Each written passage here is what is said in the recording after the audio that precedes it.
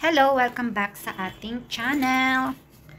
Ako lang mag-isa dito sa bahay dahil doon sila sa school, yung dalawa kong babaeng anak. At ang dad nila ay sumusundo, nag-aantay sa school. Ngayon, may sasagutin tayong ito yung tinitingnan ko. Sasagot tayo ng katanungan. Hindi. Parang gusto niya dito mag-share ako ng advice. Habang nag-aantay ako sa mga anak ko, babasahin ko sa inyo. Sabi niya, hello po. To. Kita niyo ba yan? Nanood siya ng isa sa mga videos ko at nag-comment siya. Sabi niya ganito, hello po, grabe, dami kong learn sa mga videos niyo po. I'm your new subscriber po. Lovely Dubby. Hello, thank you. I have a Masri boyfriend. Egyptian boyfriend. We are almost 6 months, aba. Aga-aga pa yan. In relationship. Last month, I received a message from his sister. Paano siya nagkaroon ng phone number mo? Ayun ang first question ko sa'yo.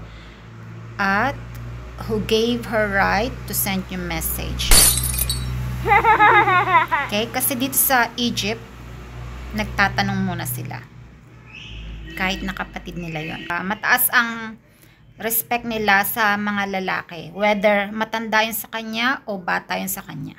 Okay? Telling me that her brother will going to get married after 2 years. Wait, close ba kayo ng sister niya? Bakit niya inopen sa'yo yung plan ng kapatid niya? What's her plan? Ano yung nasa isip niya? Sirain yung relasyon niyo? O ibulgar yung kapatid niya? Galit ba siya sa kapatid niya? O ayaw niya sa'yo? Dapat isipin mo yun. What's her intention? Sobrang galit ko po talaga sa boyfriend ko that time. I'm sure kasi nashock ka. May plano pala siya. At before you at kasalukuyan meron siyang karelasyon or engaged siya. Normal. Pero, he's doing an effort to fight for our relationship. Ayun ang maganda. Kapag gumagawa ng paraan para ipaglaban ang relasyon nyo. Kasi mga Egyptian na nakapag-travel, nakita nila yung buhay sa labas, tapos yung pagkakaiba ng babae sa lahi nila at sa ibang lahi, nabubuksan yung isip nila. Nagkakaroon sila ng idea, lalong-lalo na yung mga nakakakita ng kalahi nila na nakakapag-asawa rin ng ibang lahi. My boyfriend wants me to convert as a Muslim kasi di allow ang civil wedding dito sa Kuwait, but I'm still undecided. Kung sa pagpapakonvert para kayo ikasal, wala namang problema kapag Christian ang babae, tapos ikakasal siya sa Muslim na lalaki. Ang problema, kung Christian ang lalaki, tapos ikakasal sa Muslim na babae. Ayun ang problema. I-check mo pa rin dyan sa Kuwait kasi I never been in Kuwait. Kailangan magtanong kasi tayo. Marami naman dyan kinasal na Christian sa Muslim. Tanungin natin sila. Ngayon, kung hindi talaga po pwede, na pag-uusapan. We are already 30 plus of age. I am afraid na baka pagsisihan ko kung susundin ko siya na gusto niyang mangyari. Sabi nga po ay mas madadali daw yung pag-accept sa akin ng family niya kapag nagbalik Islam po ako. Advice naman po dyan. Nagbalik Islam? You mean Muslim ka dati? Ang unang-unang may advice ko sa'yo ay siguraduhin mo muna sa sarili mo na gusto mo nang mag-settle down with Egyptian men. Tandaan natin, ibang lahi to. Marami tayong gagawing adjustment. Yung relasyon ninyo ngayon, hindi nyo pa nakikita yung totoong buhay, yung totoo ninyong mga ugali. Hindi ko alam kung nagli-live-in kayo o nagkikita lang kayo paminsan-minsan. Kasi ang totoong ugali ng isang tao makikita mo kapag nakasama mo na siya sa bahay. Ngayon, kailangan mo yung tanongin sa sarili mo. I-consider mo rin na ang pagpapakasal ay hindi basta-basta. Lalong-lalo na mahirap kapag nagkaroon pa kayo ng anak. Ang mga Arabo, iba sa kanila ang kasal. Ang mga lalaki sa kanila, hindi tulad ng mga lalaking Pilipino. Sila nag-iisip kung yung mapapangasawa ba nila karapat-dapat. Matatag na babae, hindi basta-basta na titinag, responsible, maaasahan, at kayang-kayang magdala ng pamilya. Ganyan ang laging iniisip ng pamilya ng mga lalaki pag naghahanap sila ng mapapangasawa ng kanilang anak. Kahit na yung mga babae na Egyptian, ganun din ang iniisip nila. Inuuna nila ang isip. Hindi katulad ng mga Pilipino, inuuna ang puso. Ang mga Egyptian, kapag nandito ka sa community nila, kapag maghahanap sila ng mapapangasawa, ang unang-una nilang sinasabing, galing ito sa magandang pamilya. Nakapag-aral ito sa college. Ang trabaho nito, ganito. Ang ugali niya, ganito. Ganyan ang lagi kong naririnig dito kapag may nag-aasawa sa kasama kinukwento ng asawa ko. Kapag yung mga kaibigan niya naghahanap ng mapapangasawa. Kaya ayun ang i-consider mo. Kapag napili ka ng isang Egyptian, na-scan ka na niya. Pero, pwede pa rin siyang magkamali. Kaya siguraduhin mo sa sarili mo na ito bang Egyptian man na gusto mo, kaya mong makasama ng habang buhay? Kasi kapag nakapag-asawa ka, ang daming sakit, lalong-lalo na kapag lagi kayong nag-aaway, lagi kayong may problema. Kasi marami kang i-adjust sa ugali niya, sa pamilya niya, sa paniniwala niya, sa kinalakihan niya, sa mga gusto niya. Marami kang i-adjust. At tayong mga Pilipina, mahirap sa atin na nasasapawan. Unang-una mong i-check ang sarili mo. Kapag oras na decided ka na, kaya mo na. Sabihin mo, kahit na anong mangyari, I will stick with him. Kahit na ano pang ugali niya, paikitunguhan ko. Kahit na ano pang gusto niya, gagawin ko. Kasi ang mga babae dapat under ng lalaki. Lalong-lalo na, Arabic yan. Kailangan rin masunurin ang babae sa lalaki kung ano mga gusto niya. Lagi siyang magsasabi, okay, I will do. Kahit na ayaw mo. Yan ang mga naging problema ko sa 2-3 taon, kahit na 4, tapos ngayon, mag-8 years na kami, pinapalampas ko na.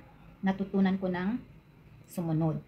Pero talagang mahirap para sa atin na laging sumusunod sa gusto ng asawa natin dahil sa community natin, tayo ang nasusunod, di ba? Ayan ang sinasabi ko sa mga Pilipina na gustong mag-asawa ng Egyptian. Dahil sa nakikita ko sa lahat ng komunidad, Arabic community, yung Egyptian talaga ang may strong personality. Gusto niya talaga sumusunod sa kanya yung babae. Kalimitan naman sa kanila ganon. Pero ang Egyptian talaga ang may pinaka-strong na personality sa palagay ko. Kasi nakakita na ako ng iba't ibang lahi na Arabo. Diba? Diyan sa Gulf. Pag nakakita ka ng Egyptian, may kita mo, akala mo kulang sila. Mainitin ang ulo, pero ang rules, lalong-lalo na kapag yung type ng Egyptian, maraming types ng Egyptian, okay? Rich Egyptian, religious Egyptian, Egyptian na lumaki sa street. Maraming types yan. Okay? Kapag nakakita ka ng Egyptian na talagang straight, ginagawa niya kung ano ang tama. Lagi siyang nagdadasal. Tapos ginagawa niya kung ano ang karapatan mo bilang babae, karapatan ng iba, binibigay niya. Respectful siya, yan yung righteous na Egyptian man. Hindi yung Egyptian man na laging nagsisinungaling sa'yo, tapos hindi nagdadasal, may kita mo naman yan. So kapag nakahanap ka ng Egyptian na katulad ng mga sinabi ko sa'yo, kailangan talaga sumunod ka. Otherwise, magdi-divorce kayo. Alam mo, marami ditong divorce. Dahil hindi sumusunod ang mga babae sa asawa nila. Palaban. Kaya, araw-araw, libo-libo ang divorce dito. Tungkol naman doon sa sinasabi mong pakakasalan after 2 years, huwag kang mag-alala dyan. Maraming nangyayari kahit na after a month or after a week.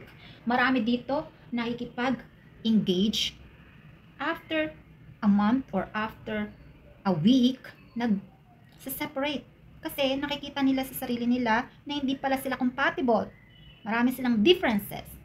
So kapag ang lalaki nandiyan sa sitwasyon na yan, nag-iisip siya sino sa kanilang dalawa ang best.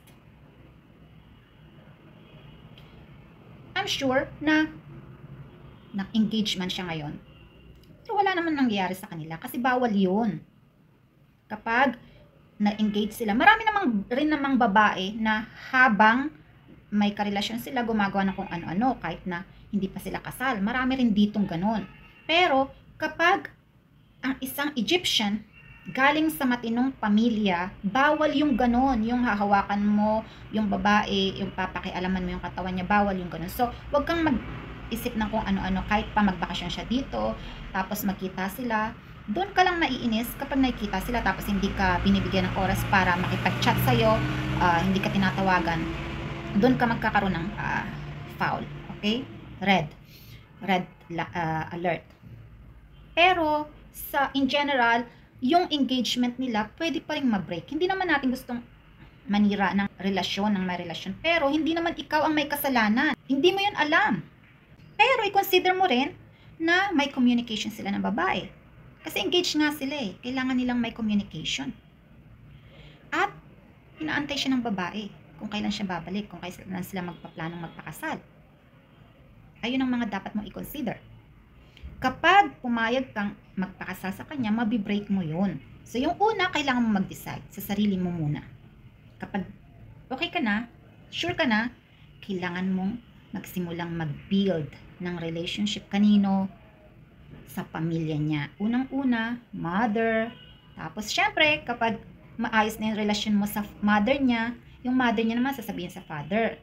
Syempre, kapag maayos na yung relasyon mo sa father, sa mother, yung mga anak, magiging okay na sila. Kahit ayaw nila, at the end, magiging okay sila. Huwag mo nang isipin, yung makikisama ka ng gusto sa kapatid, lalong-lalo na sa babae. Kung ayaw niya sa'yo, pabayaan mo lang siya. Dapat talagang makisama ka ng mabuti doon sa father-in-law, mother-in-law mo, at sa asawa mo. Pag nakita nila na maayos ang pakikisama mo sa asawa mo, unti-unti nilang marirealize you're the one. Kapag wala kayong naging problema. Pero kapag lagi ka nilang nakikitang may problema, malungkot, laging gumagawa ng problema, syempre, sino ba naman gusto na laging negative ang loob ng bahay? Huwag kayong masyadong mag-isip na hindi ako gusto ng parents niya, tapos may karelasyon siya. Kasi, yung nasa loob ng relasyon, ikaw at yung partner mo. Ngayon, makikita na lang yung fruits ng relationship ninyo kapag nakikita nilang maganda naman yung samahan ninyong dalawa. So, they will give you ways. Pababayaan ka na lang nila. Huwag mong isipin na hindi ka nila magugustuhan. Lalong-lalo na kapag magaling kang makisama, mapagmahal ka, tahimik kang tao. Mawawala lahat yan. Yung hate-hate, lalong-lalo na yung mga kapatid na babae, kalimitan, gumagawa ng problema. Ayan ang mga iwasan mo. Huwag mo silang masyadong isipin. Pero, pakisamahan mo sila ng mabuti. Kailangan mo rin silang kamustahin. Kahit na hindi kanila pinapansin. Give them sweet smile. Diba? Tapos, go on with your life. With your partner. Ganyan dapat. Huwag kang masyadong apektado sa mga tao sa paligid mo. Kahit kapamilya pa yan ng partner mo. Kasi yung buhay talaga nasa inyong dalawa. Yung buhay nasa loob ng pamamahay mo. Ayan ang totoong buhay. Kaya be decided. Kailangan mong i-focus ang sarili mo sa inyong dalawa. Huwag mo nang isipin na mayroong nauna. Kasi, at the end, hindi mo yun naman alam eh. Yung mapapangasawa mo magde-decide. Kapag sinabi niya na gusto kanyang pakasalan, that's mean, stop niya na yung relasyon niya doon sa naka-engage. You have to be very patient, very considerate. Kailangan mong mag-tolerate minsan. At kailangan mong ikip sarili mo. Minsan, yung lahat nakikita mong ayaw mo. Ayan, tinuturuan na kita. Pero, hindi yan magtatagal. After 2-3 years na stress, you will be okay. Kapag naging maayos ang relasyon mo sa kanila, sa asawa mo, lalong-lalo na. Kapag wala kayong naging problema, nakikita naman nila kayong masaya, maayos ang relasyon. Yung lahat ng iniisip mong may problema sa pamilya niya, problema sa third party, mawawala yan lahat. Lahat magiging normal, tapos ikaw na lang mamumblema sa sarili mo. Okay? I hope may natutunan ka sa video kong to. Have a nice day. See you. Bye!